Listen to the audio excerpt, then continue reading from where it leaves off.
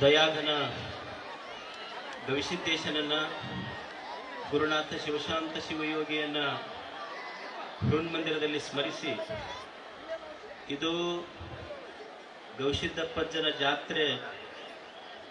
ಇದರ ವಿಶೇಷ ಏನಂದ್ರೆ, ಬೇರೆ ಬೇರೆ ಜಾತ್ರೆಗಳಿಗೆ ದೊಡ್ಡ ದೊಡ್ಡ ಮಹಾನುಭಾವರು ಬರ್ತಾರಂತ ಜನ ನೋಡಕ್ ಹೋಗ್ತಾರ. ಇಲ್ಲೆಲ್ಲ ದೊಡ್ಡ ದೊಡ್ಡ ವ್ಯಕ್ತಿಗಳು ನಿಮ್ಮನ್ನ ನೋಡ್ಬೇಕಂತ ಬರ್ತಾರ ಅವರು. ಮತ್ತು ಇಷ್ಟು ಜನ, ಇಷ್ಟು ಶಾಂತಿ, ಇಷ್ಟು ಸಮಾಧಾನ. ಯಾಕಂದ್ರ ನೀವ್ಯಾರೂ ತಂದವರಲ್ಲ.